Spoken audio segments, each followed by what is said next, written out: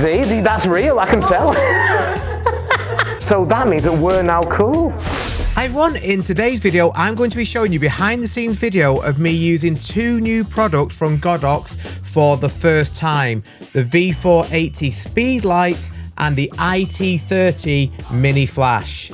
Now, Godox very kindly sent me these products to review, but they haven't paid me and they haven't asked me to say anything about them other than just please let us know what you think.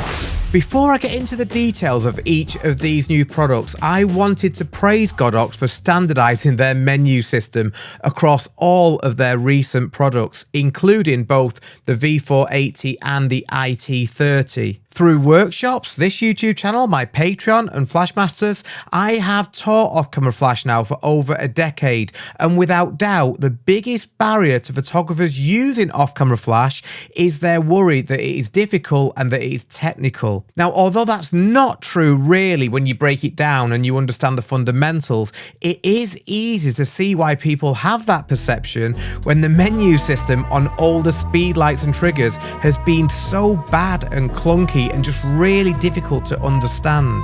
Now though, Godox have completely changed that and started to standardize their menus. So whether you're using an X3 trigger, a V100 speed light, their new larger strobes such as the AD400 Pro 2 or the V480 and the iT30, you're going to see a very similar menu across all of these products, which is so much easier to understand and use, and it just makes everything feel very familiar. So hats off to Godox for that. With this very simple but effective change, the whole Godox ecosystem has become much more user-friendly and instantly familiar, whichever product you pick up.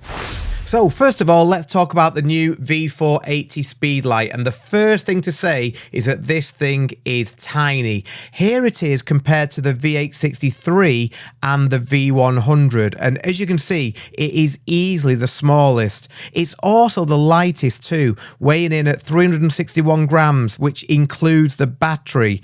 In comparison, the V860 is 530 grams and the V100 is 616 grams. Including the batteries. The fact that it is so small and light makes it a brilliant choice for on-camera flash. Now, on-camera flash isn't something that I use myself, but one of the reasons for that is because I use a Sony A9, which is quite a small camera, and Sony hot shoes are notoriously fragile. So using a speedlight on the camera itself always made it feel very top-heavy, and I would just worry that it was going to break. Whereas the V480 is so small, I no longer have to worry. Look, this is a Sony camera and I can use on-camera flash. The slight compromise for this smaller size is the fact that the V480 isn't quite as powerful as its bigger brothers, as you would probably expect. So it may not be the best choice to use if you're working fast in bright ambient light. But it does have lots of Godox's most modern features. Its battery is capable of 650 full power flashes, and the battery itself, here it is, can be charged via USB-C. It has a modeling lamp, which I'll show you here. It can be used as both a sender and a receiver across 32 channels up to 100 meters away. Just turn that off. And it offers TTL, multi-mode and high-speed sync. And as I mentioned earlier, it has this really nice 2-inch color touchscreen, which makes it really easy to use, except when you're trying to use it backwards. Okay, I am now going to be putting on my wedding photographer hat and talking about this speedlight specifically in relation to wedding photography. Will I, for example, be using the V480 at my weddings? Before I get into that, firstly, this is not a light which is going to be used in bright ambient light. Certainly not by me. It isn't quite powerful and quick enough for that, so it's not going to take away the need for having larger speed lights. For me, my favorite light is the V100, and that is still safe in my bag. But The V480 will definitely be coming with me to every wedding from now on, because for me and the way that I shoot the dance floor especially, this speed light is perfect. For the past few years, I have photographed the dance floor by having a speed light on a pole in my left hand and my camera in my right hand. And I call this the Buckland method, after my friend Alex Buckland, who first introduced me to this technique. Now, I really dislike the look of direct on-camera flash. Don't come for me in the comments, it's just a personal preference. To me, direct on-camera flash is flat and it's boring, whereas off-camera flash is directional and it gives images depth. But the problem with using off-camera flash on the dance floor the traditional way, meaning having lights on stands at the corner of the dance floor, is that you will often encounter problems with shadows as people wave their arms around on the dance floor and block the light. The great thing and the biggest advantage about the Buckland method is that although you are using off-camera flash to give your light direction, which is what I like as I just mentioned, you don't need to worry about shadows because the light is so close to you.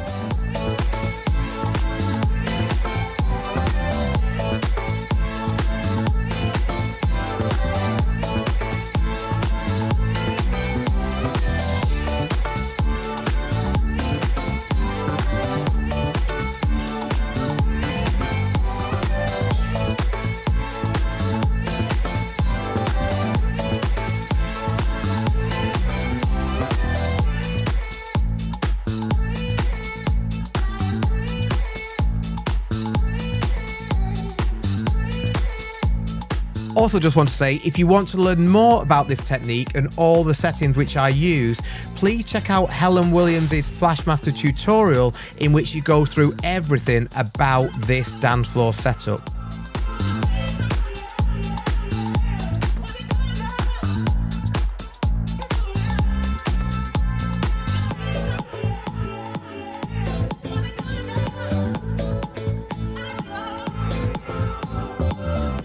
I love the images which I get shooting the dance floor in that way, but to be honest, the slight problem has always been that after a while, the pole and the light can get quite heavy, especially if you're shooting the dance floor for a couple of hours or more.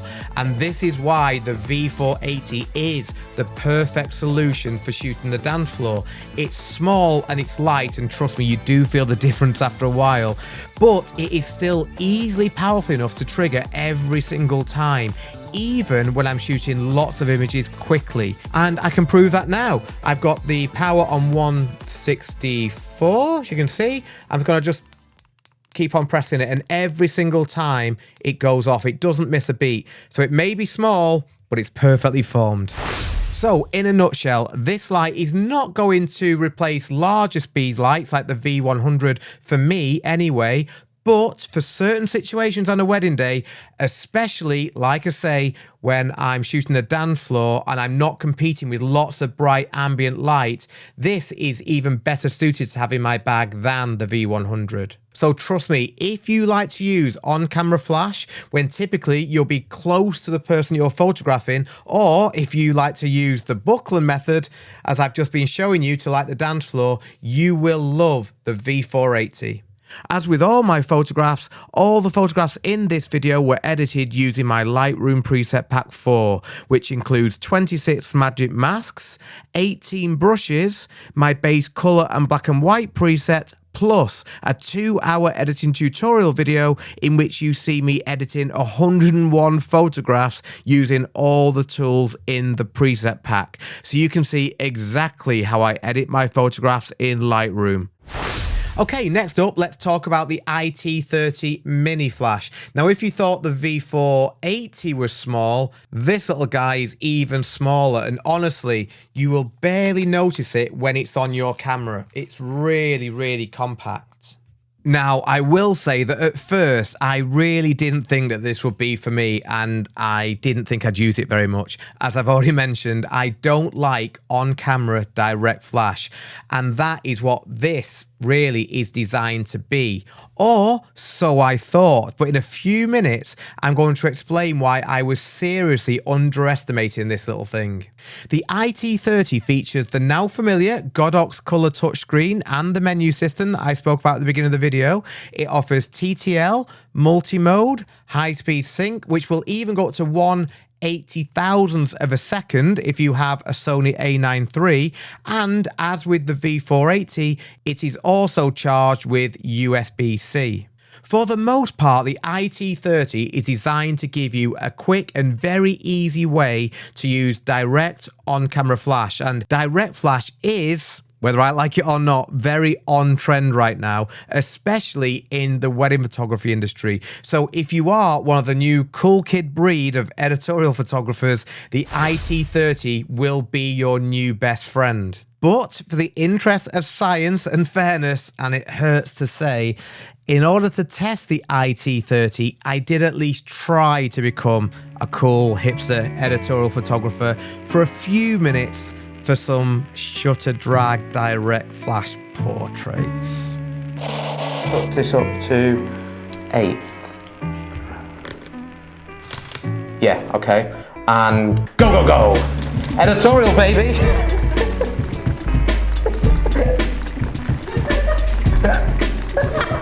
I'm bang on trend.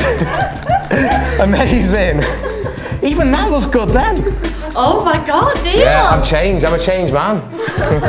I'm not really. Oh, they're fun though. But they are fun. Amy, you're younger and clearly cooler than we are. Do you like? Yeah, I like them, you know. Yeah. I think they're cool. That's real, I can tell. So that means that we're now cool. Yeah, he's cool. To be fair, I actually like him.